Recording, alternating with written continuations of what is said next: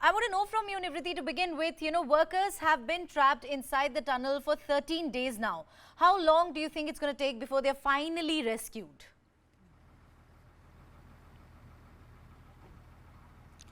See, there are different timelines being given by the authorities here, but right now, the official timeline has not been given because there, after the obstruction that we faced day before yesterday, and that obstruction was cleared, that obstacle was cleared, and it took around the entire night it took to be cleared. Now there is another obstacle that is there, and the authorities were just now a few minutes or an hour back were telling us that the new obstacle that is there, they are working on it, and because the pipe has also bent, something had fallen on the machine. And as you were listening to Arnold speaking about it, and he was telling us that it was so, the pressure was so high that the auger machine, which is very heavy, and he has never seen an auger machine to be lifted from the backside, so the auger machine also got lifted. So first of all they had to align the auger machine.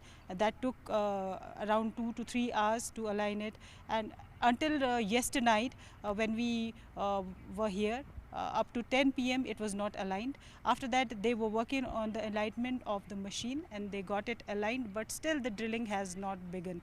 And yesterday when we were speaking to the authorities, they were telling us that after the drilling starts, there are 3 pipelines that are to be inserted through the hole that they will be drilling, and these 3 pipes will take 4 hours each. And after that NDRF will do its own preparations, for which cumulative number of hours that they suggested was around 15 hours time they will take for the rescue after the drilling starts. So drilling has not begun yet, so we can expect that after the drilling begins they need to insert those pipes, and also they need to weld those pipes, and when the welding is done they also need to cool down that welding, so that the other pipe is also inserted after that. So it is a long procedure. We cannot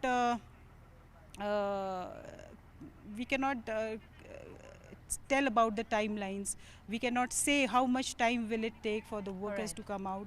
And as Arnold has also told us, that we should move ahead gradually. We should not hurry up because it is very risky, because the mountain, the muck is continuously falling as they are working and drilling to and going towards the workers. It is continuously falling and damaging machines. It is damaging pipelines as pipes as well, which are being inserted. And as it is officially told to us that they are right now working on cutting the pipe that has bent because of the pressure. So now it will take 1 or 2 hours to cut that pipe, and after that they will start, the auger machine will start working and it will start drilling, and then the rest of the pipes will be put in.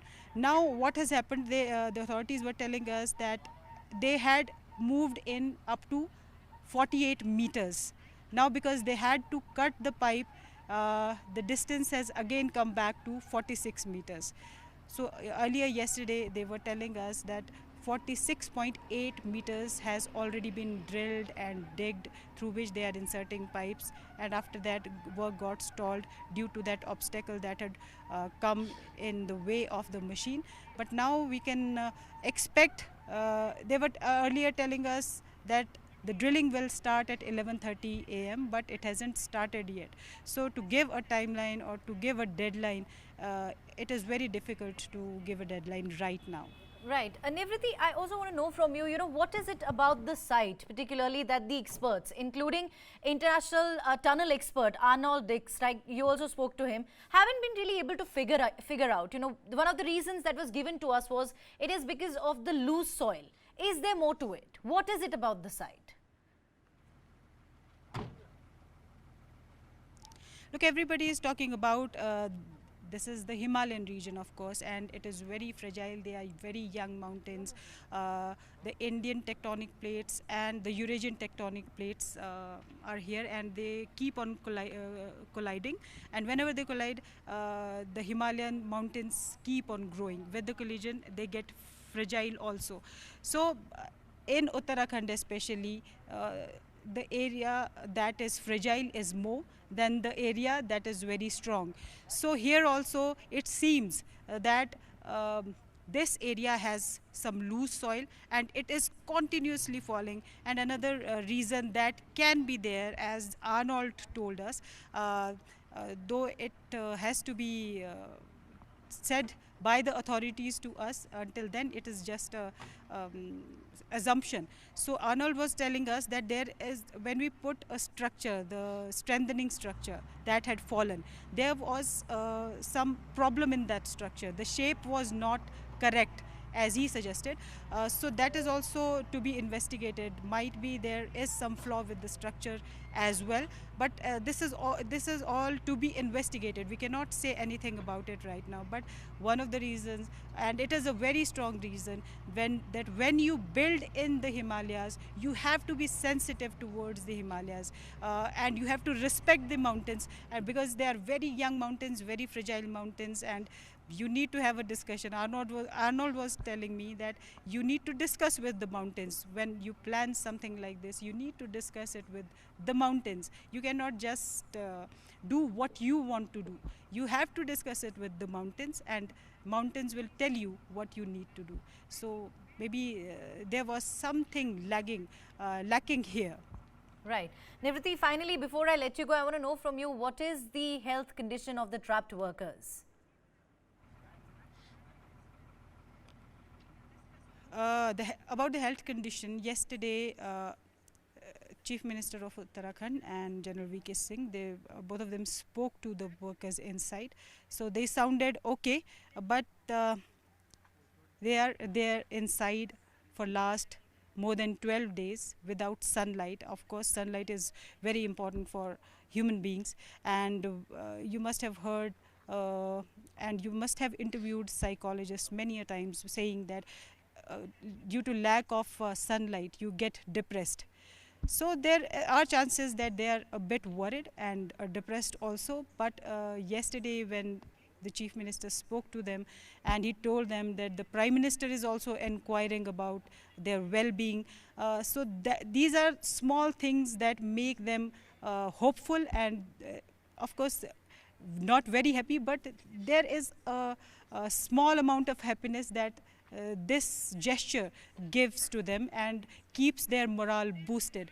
So yes, the CM has spoken to them and they sounded well. Many of them have complained about some medical conditions, and they have said that they are not feeling well, stomachache, etc. So medicines are also being supplied to them. All the medicines are being supplied to them, all the essential items are being supplied to them. So they are hopeful that they will be soon out of the tunnel. And also, it was not that only hopes were, only positive things were told to them. The CM also told them that what are the obstacles that are coming in front of the workers who are working day and night to rescue them. He also told them that why it took so much of time. So they are being updated of everything. Everything is being told to them. And workers inside do feel that they will be soon out of the tunnel, because the distance, as Arnold has told us, that 4-5 meters of difficult distance is remaining, and another 7 to 8 meters is not that difficult.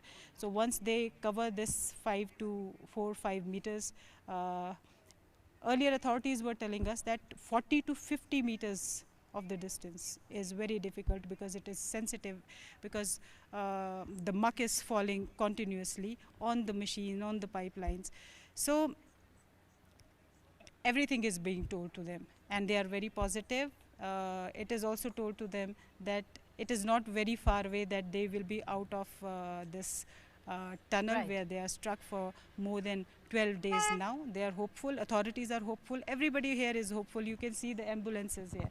They are standing here, and the people, the driver, the paramedics, the pharmacists who are here day and night, the vehicles are parked here, the ambulances are parked here, and the people who are deployed in these ambulances, they are day and night they are here. They are sleeping in the ambulance. So they have also not gone home, because everybody wants the workers to be out soon, so that the medical facilities that have been arranged for them. I have also sent some visuals, some exclusive visuals of the 41 bed facility that has been created specially for these workers in Chindiali Sor, which is 20 to 30 kilometers away from this spot. So every effort is being made, and every effort is being made for their medical treatment also. If they face any difficulty, they can be airlifted to Rishikesh AIMS as well. If the 41 medical facility doesn't suffice and somebody needs more attention, the person can be shifted to Rishikesh AIMS as well. Right. So all these arrangements are there. People are working day and night. I just spoke to one of the operators. You can see this machine there. Rahul, if you can show that machine. You can see that machine there. This is the machine which was used to dig the pipeline, 6-inch pipeline, which is right now the lifeline for the workers. This machine drilled a 6-inch hole, and a 6-inch pipeline was inserted, through which right now the workers are getting medicine, food, water, which was not earlier being supplied to them, because there was no such pipeline inserted earlier. So they also worked very hard. So everybody is working very hard here, and everyone wishes that the workers should come out soon and they should go home hale and healthy.